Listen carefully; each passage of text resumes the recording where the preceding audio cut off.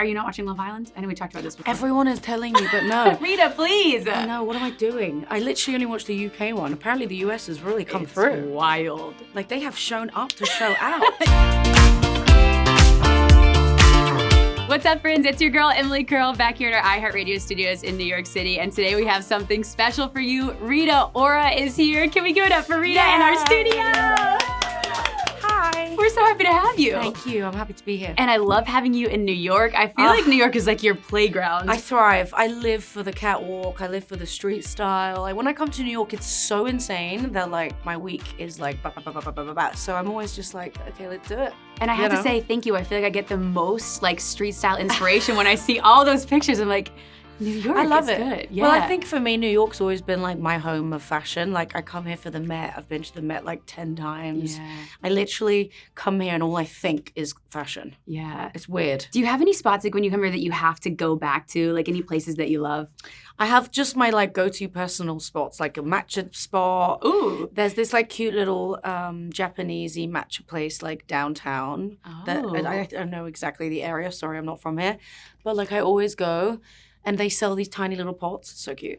And then I go to my favorite workout places and I go see my facial places. Oh, and, so you have your spots. Yeah. But we were just talking before, your schedule is insane right know. now. It is like, how do you do it? Or do you enjoy like the press that comes with this and new music and all of that part of it? Some of my Obviously, I recognize you're sitting here with me chatting. I'm like, where do I start? No, obviously my friends say that like, I think I'm a bit addicted to working, but I'm okay with that. Like, I do love the whole kind of like fast-paced lifestyle. I always have been sort of, I can't sit still for too long. But yeah, no, I am used to it. Like, I don't see any other way of working, to be honest. Yeah. And I've always done so many different things. Right. So I don't really know any other way. And you are so busy this summer. We're going to talk about all of your projects you have going on. Yes. But first, obviously, you're out here. We're going to talk about the music. Heat you released this summer, I did. which we love. It's such like a perfect summer Thank anthem. you. Tell Thanks. us about this single, why you wanted to release this one. Honestly, it was like the last thing I recorded for my album. Oh, it was the last one? Really? Yeah, and Okay. I felt like it was just good energy. It felt effortless. Troye Sivan sort of co-wrote it with Leland and Peter Thomas, which is like the best trio. I love them all. And I don't know, it felt like it made sense. The opening line is sex on sight, which I was just like, I was like really rock and roll. This is the vibe. It felt like it fit me with my album, which is really about kind of minimal production, but really kind of in your face lyrics. I wanted to get back into my womanhood, my body, my sexuality, what it feels to like be a musician now as a woman rather than when I started as sort of like a girl, like in my 20s. And I just think a lot has changed in the music industry and like what we stand for as women, especially in music in your 30s. It's like really different from my experience from music in my 20s. So how would you describe that? I just think I have a lot more perspective, a lot more to say, a lot more experience from like what I've seen in my 20s and all the things I did when I listened to people that thought that like they knew better and it turned out they didn't. And just all of not, because I don't have any regrets. I try not to regret anything, but like wishing I've done things differently is I don't know if that's another version of a regret. That's just me sort of like. But like you're saying, it's all an beating around the evolution bush. where you had to have those things happen to get to this version of yourself. Yeah, and I think like not a lot of people can say that they've had a lot of lifetimes in a career, you know, and there's not a lot of us left, you know. I feel like Miley is one of my biggest sort of inspirations. I've loved her forever. She's a fellow Sagittarius like me. Oh, I didn't realize that. And like she's again another one that's had lots of different lives in a career, and there's not a lot of us that can say we've been here like and done this for a long time. So for this era of music that you're creating, take me back to when the first seed was planted. What was the first idea where you're like, this feels like the starting point of this album? For this album, I think 2 years ago I made a mood board about the album. I'm a very visual person, so I looked at lots of different things. Sensations and feelings and colors, and I haven't given that much away, but I definitely want it to feel like, you know, when you drink a drink and it's really cold and you get like this brain freeze and you're like, but it goes away. I wanted it to hit and impact people like that. Like, I want to get into people's brains and I want people to be like in a chokehold, but in a good way, and then like come back for more. How do you go about doing that? For you, is it like you're in the studio, it's an amazing production, music, instrument, a sound that just hits you, or is it like an amazing lyric where you're like, ooh, that's that moment? It's more of a sound, it's a world. It's like I see the world before I make the music. I go in and I'm like, this is kind of how I want to make the album. I want it to feel like this world. How can we make that into music? And then the producers I really want to work with will come in and say, well, let's try you singing it in this way because we haven't heard you like that before. And it's like that. It's like a team. Who's in your trusted group? Like, who's the person that you call up to be like, do you like this? Is this cool? At the moment, it's kind of just me. Really? Yeah, no, I think it's me. It's my family, obviously. But my dad is so cute. Like, he has loved me singing like ballads since I can remember. And, you know, I think it's just a different generation. And he's just like, do like really classic Celine Dion. I'm like, I wish people would live for those sort of songs again. But you can't redo that, you know, and times have changed and, you know, I'm in a different place. I really want to make some sort of earworming, sexy, sort of really kind of husky in my power music. That comes with a lot of confidence and a lot of truth. Do you feel like, again, the truth you're going to share in this album, was there anything that was nerve-wracking for you or challenging for you to share? Yeah, I would say like a lot to do with, you know, sexual innuendos. I love being in my sexual power, in my woman power, and knowing what that means for us as women. Like, I've been a big inspiration. Madonna is I think the prime example of somebody that was so proud of her sexuality and always sort of exploited how she felt with no apologies.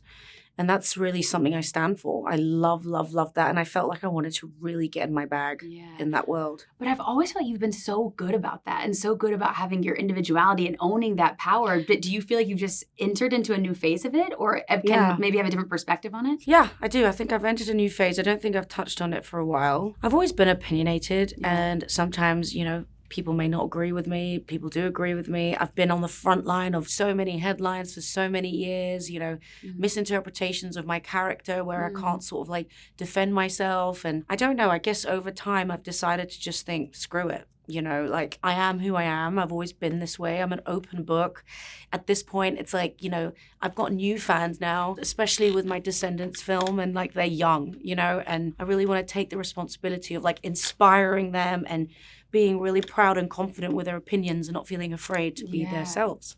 And speaking of that too, you just talked about how much Beyonce has been a part of your story and how much she has supported you. Tell me a little bit about that friendship and what she means to you throughout the years. You know, I have had a lot of time, luckily, with her over the years. As a kid, coming into the game, my first New York show, you know, she came to it. It was like, I think at the Box or something, literally in New York. Fun. And like Beyonce's at the Box. It was crazy. That's crazy. And I sang Say My Name, like in front of her. And she was so, so supportive. Like, I can't tell you, there's just so many good things I can say. But no, it's been nothing but support. And I love that I was able to have that. Yeah, me too. Okay, so let's talk about, you mentioned The Descendants. You're the Queen of Hearts. I know people are so excited. Tell me about... This is the fifth? Yeah, but this is the second one I'm in. The second one you're in, this is the... Yeah, okay, that's right. But it's the fifth. Descendants Wicked Wonderland, yeah, okay. Descendants obviously has been like a huge franchise for Disney for many years. A lot of people have come from there, Dove Cameron, etc. And so, yeah, no, I think when they asked me, I was like, 100%. Brandy as well, Cinderella. That's the Cinderella I grew up watching. Her and Whitney Houston, iconic. Yeah, and they were like, be evil. And I was like, absolutely.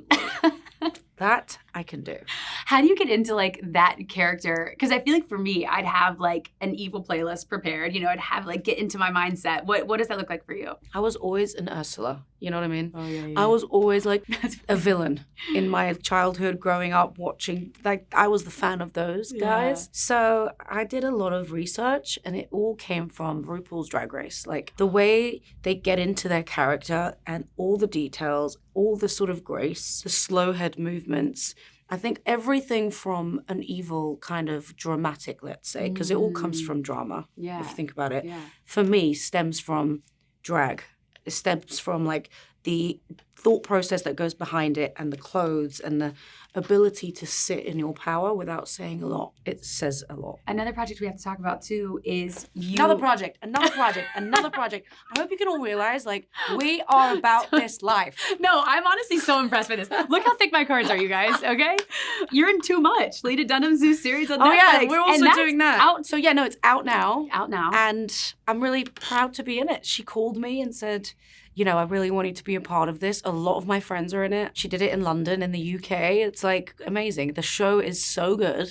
Like, it's so funny. Can you tell me about your character? Because we saw the round. Again, I haven't seen the show because it's just freshly out, but we saw the roundup today. I was like, wait, is this in the holidays? Are you an elf? I was like, what's happening? Yeah, I'm like a little elfy thing. You know, it's you have to watch the show for it to make sense. Okay. But like, it's a celebration. What I love about Lena is that she always celebrates you as a person. She's such a big supporter of women and especially business women. Like, she is one, and to be able to like bring everybody together, like, it's really rare. When she called me and now we're dear friends, she just was like, I can't see anyone else doing it. And so I was like, I'll be there. Wow. For you, is it easy to maintain like equal enthusiasm for all these projects in your life, like acting, music? Do you ebb and flow? Do they all just kind of come naturally at the same time? You know, I don't try and think too much. Like, I feel like when I put pressure on anything that I really want, like, I usually just don't get it or something. Like, I try not to, or it doesn't work out, you know? I just try my best to just be like, listen, like, what's meant for me is already for me. And like, I'm just dealing it life like that way. Well, we love seeing on our screens, and you also just revealed that you were an extra in Harry Potter. I know people were very interested to hear this story. How about me working since I was 12? That's Should we have a moment? That's crazy. Like, not my parents just throwing me in since I was like 12 years old. How special that you were in Hogwarts. Well, my ponytail made an appearance in Hogwarts. Like, the image you just see, like, it is crazy. It's just the side. But there was like so many kids. I went to a theatre school, like a theatre school, and it was like, do you go to school or do you go to like be an extra? And I was like, I do not want to go to school. Let's go be an extra. And they do like an hour sort of like, I guess, classes, whatever. And then you're like working. So it was really cool as a kid. Like, That's it's cool. So fun. Okay, so you always bring the heat. You brought the heat this summer, but we want to know what Rita thinks is the hottest right now. Are you ready to play a little game? I do. I love this. Okay, Rita, what is the hottest restaurant in London right now? Oh my God, Dorian's in Notting Hill Gate. Ooh. It's like unbelievable. It's also where I grew up. It's like phenomenal. Go there. I love that. Okay, done. What's the hottest summer trend? Me. True. Just loving me, liking me, seeing me, saying hi to me, listening to me, anything that I'm in, wearing my clothes, like whatever. Yes. You know what I mean? Hottest vacation destination. Where do you love to go on vacation? Weirdly, like, nobody thinks it's a real thing, but I'm from Albania. The beaches in Albania, like Montenegro, Croatia, like Eastern Europe, it is to die for. Like, the water is so clean. If you guys can get to that part of the world, please go. But do you get to go on holiday? I mean, you have a million projects we just listed. Yeah, no, but when I do, you know, I really make the most of it. But like, I turn my phone off. I do all the face masks. I like read. I'm like a really kind of in my zen. What are your hottest must-haves for long-haul flights? Sounds like a few of those items, maybe. Noise-canceling headphones, like, for sure. Okay. You know, I can't actually live without them now. The Apple ones, like, they're so good. So good. A good TV show. What are you watching right now? I just finished Squid Games in like a night. It's like crazy. Too much. I am watching again. Netflix. What else am I watching? Yeah, that's it. Are you not watching Love Island? I know we talked about this before. Everyone is telling me, but no. Rita, please. I know. What am I doing? I literally only watched the UK one. Apparently the US has really come through. Wild. Like, they have shown up to show out. You have to watch a report back. What's changed? Because like, since when was it so good in the US? I don't know. It was like suddenly. It was, for me, it was always Australia. Oh, I love Australia. They're funny. They're so funny. The UK. The US is unhinged, as you could probably guess. Unhinged. It's unhinged. Okay, I can't. I have to. Who do you think is the hottest designer right now? Okay, Glenn Martin's at Margiela. Oh, yes.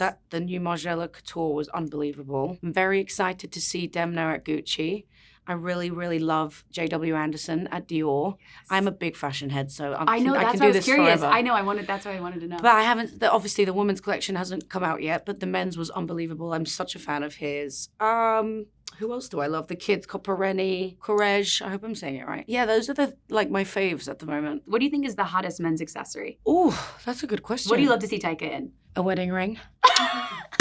And that's it. No, that's it. I do love a good like worn-in pair of jeans, but I know it's hot, or like light linen-y, sort of like loose black. I like black in the summer for men, like a nice baggy black t-shirt with a black pair of light jeans or something. And so, I am still a fan of like Birkenstocks for men. Okay, me too. Like a slide. Yeah, the Birks are good. It's hot. Yeah, it is. And I also love it, like, because I'm from Europe, so like everyone wears them in like Spain, and you know, Emmy Studios is like one of my favorite things for a man to be in. They're like a bit more street, but they're hot. It's hot clothes. I love that.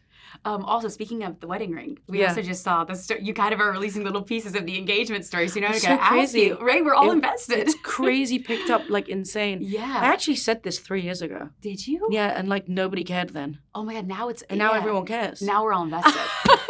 I listened to this story. First off, I love that the roles were reversed. What made you want to do something like that? I didn't think about it. I honestly just felt like it was right. Like, I just always have been a person that follows my gut. I didn't think that there would any sort of like traditions in that sense. My family were always a bit like, go for what you believe in. Yeah. My parents always raised me like that. You know, I just made some really cute rings, you know, nothing crazy, you know, and I just was like, hey, so you want to get married? And then he was like, what? And I was like, got down, and he was like, get up, you weirdo. Yeah, obviously. And like, it was just like that. And then we had the best weekend ever, and it was really cute. It's amazing. What's the best part of being married? Just the fact I'm with my best friend.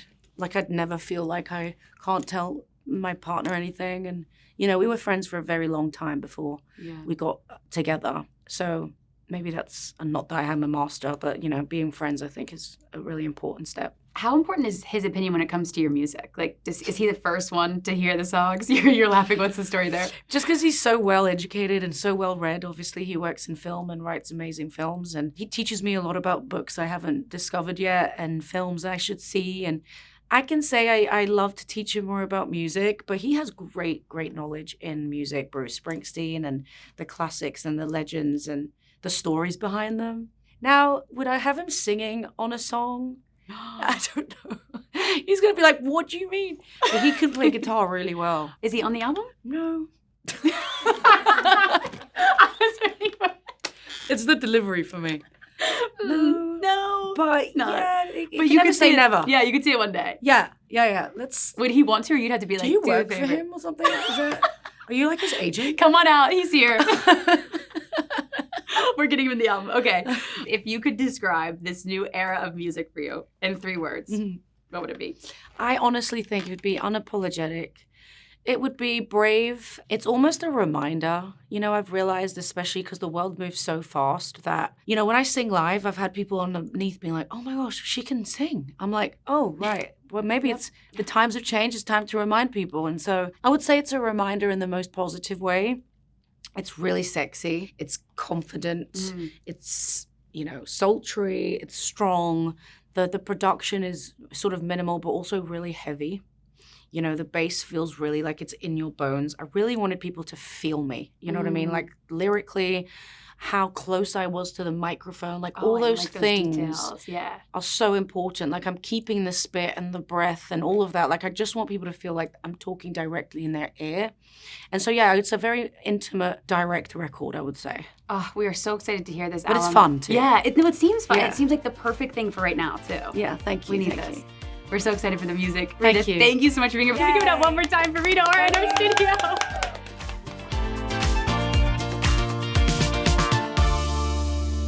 Thanks so much for watching. Did you like that video? You can check out more over here, and don't forget to subscribe to iHeart right here. And if you're already a longtime fan, make sure you ring the bell down below so you don't miss a single video. See you next time.